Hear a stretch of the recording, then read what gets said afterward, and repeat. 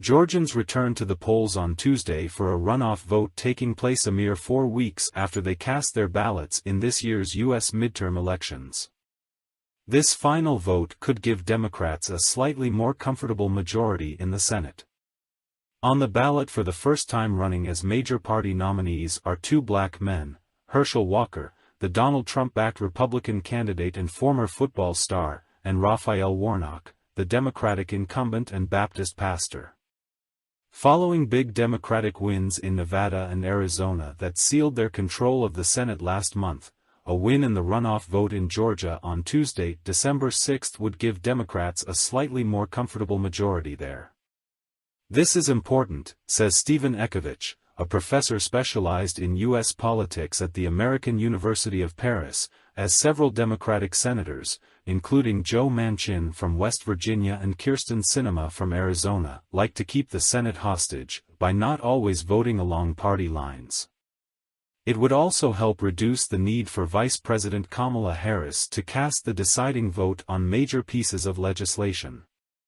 More symbolically, however, a win in Georgia would be an important landmark victory for Democrats because of its historical ties to the civil rights leader Dr. Martin Luther King, explained Cecile Coquette-Makoko, a professor of American civilization at France's University St. Quentin.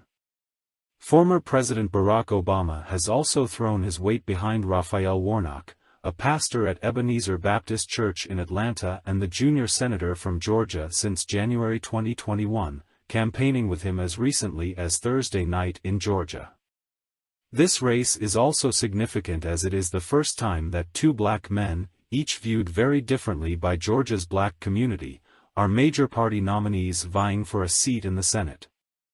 Exit polls from November 9 indicated that 90% of black people voted for Warnock, while 70% of white people voted for Herschel Walker, a former football star who played at the University of Georgia and then in the NFL for 12 seasons. According to Ekovich, Walker is popular among many white voters because he conforms to their caricature of what a black man is like, for instance, that he is abusive towards women. Since launching his campaign, Walker has faced damning allegations of domestic abuse, infidelity and volatile behavior. His ex-wife and an ex-girlfriend have both claimed that he threatened to shoot them in the head. A pro-life candidate, he has also been accused of paying for the abortions of two women with whom he had been in relationships. Walker is one of Donald Trump's imitators, Coquette-Makoko adds, as he has presented himself as someone who is not part of the political system, who will represent the average citizen and not worry about allegations of sexual abuse, the latter which would have been political suicide had they been revealed in a pre-Trump era.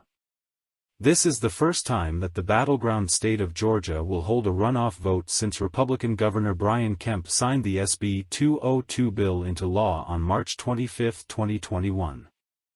In a state already known for voter suppression tactics, this new collection of voting laws, among other things, reduces the time between the midterm and runoff elections from 9 to 4 weeks, meaning that new voters can't sign up to vote as the November 7 deadline will have passed, and provides domestic and absentee mail-in ballot voters a much shorter window to cast their ballots on time.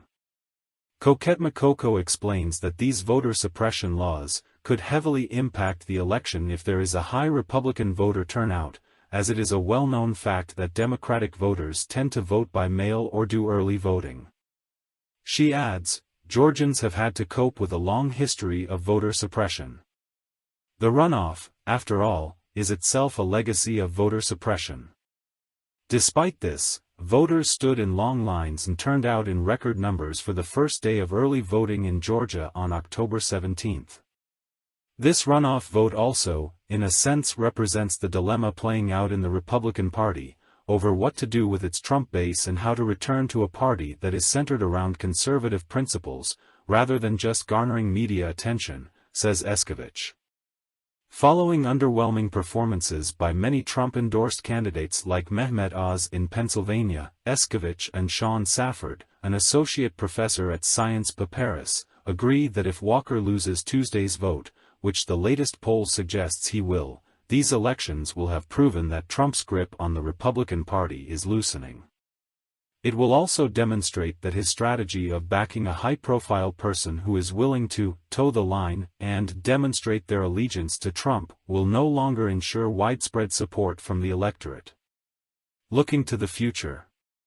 Youth turnout, ages 18 to 29, for the 2022 midterm elections was the second highest in nearly 3 decades, according to the Center for Information and Research on Civic Learning and Engagement, Circle.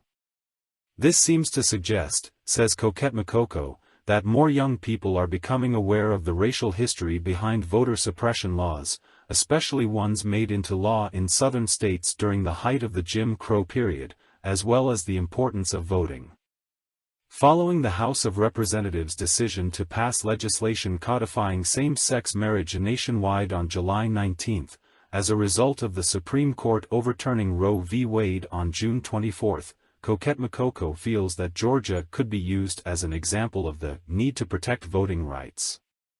That is, if Democrats are brave enough to put forward a bill reinforcing the Voting Act of 1965, which was introduced to prohibit racially discriminatory vote-running practices throughout the country, especially in southern states. It could ultimately be a great way for Republicans and Democrats to come together, as both sides feel that their right to vote is being threatened, concludes Coquette Makoko.